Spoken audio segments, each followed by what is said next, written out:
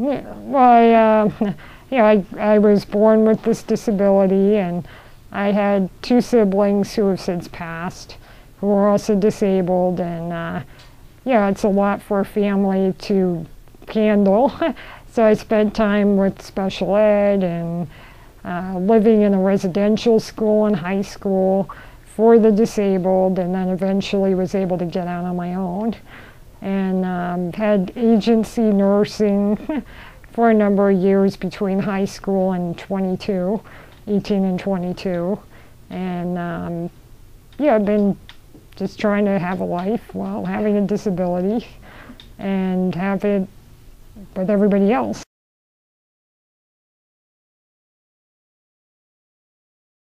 Well, I don't recommend them for anybody. People say, oh, it's just a short time, and it's just not good to me. It segregates you. It's really a factory, so your individuality is completely destroyed. I really don't think they're good for any reason at all. And I'd be happy if they all shut down, me personally. But a lot of people say, well, you could go and you could rehab and get better, but a lot of this stuff is just perpetuating, keeping you in there. And to me, it seems very damaging on a person's life and their self-esteem. To take them out of their community, you lose your connections. You get taken out, and then when you try to go back, it's twice as hard to rebuild. So I say, want the institutions gone. Yeah.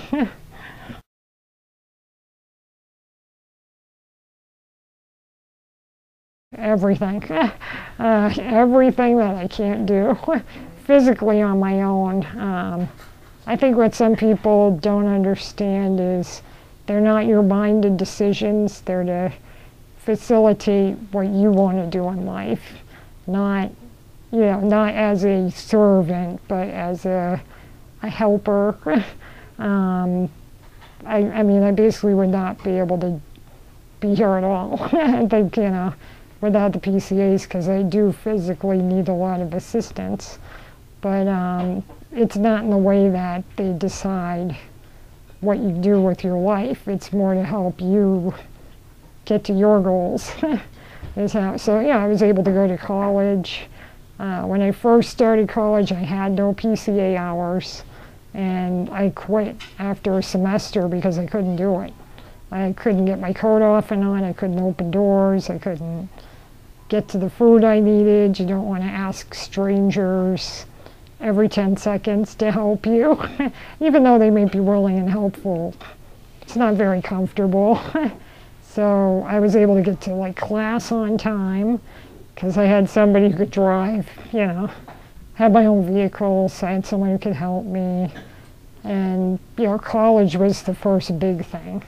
And then moving out on my own and, doing a lot of advocacy work now and just having a life.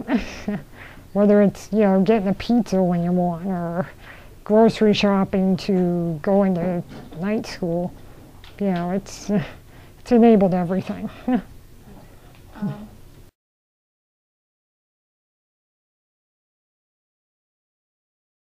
I support the consumer choice end of it. I did the agency where an agency picks somebody to come over on the hours. They choose the people they choose. You have no idea who's coming. You have no idea if they really know how to help.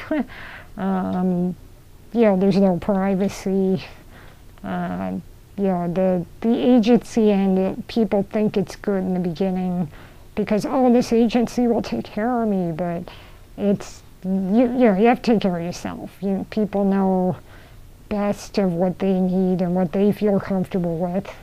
And if an agency's choosing it, they're just plugging in people and hours. You're not a person. So the consumer choice is the big part for me.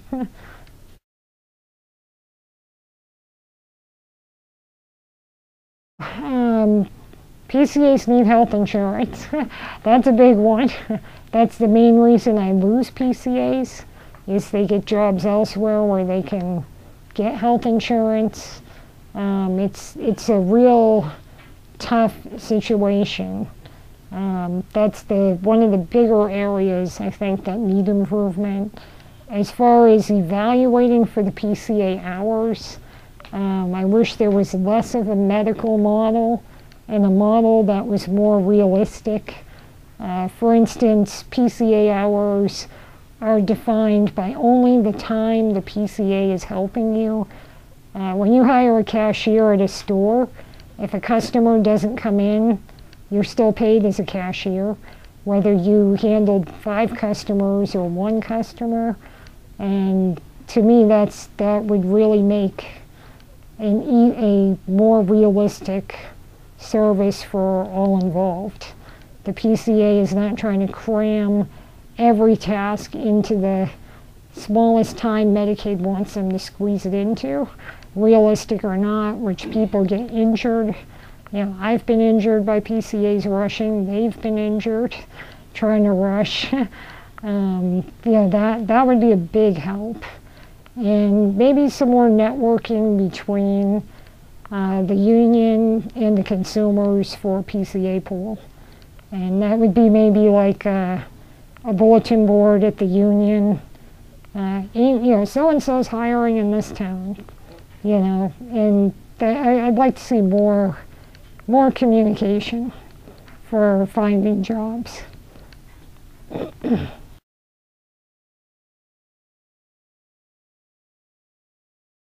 I know out there's always the horror stories of such and such's friend had a PCA and they stole from them, or they did this, or they did that. And with with the PCAs, it's anybody can run into somebody bad anywhere, and people get very frightened and think it's the boogeyman. The PCA's the boogeyman system, and it's not. I've had a few people that, yes, some quarters went missing for the wash. Some small. I never got mugged. I never got beat down and robbed of my savings. In 20 years, and a lot of it is just being very responsible with your own things. You hire people that you check them out, obviously, first. Check the references. I've had people I've had to fire. It's not all fun. It's not. Firing is probably the hardest, because even though it's not working out, you still feel kind of horrible. But, with a lot of people get so wrapped up in this safety thing, and it's safe. It's no less or no more safe than anything else, and as long as you do your end.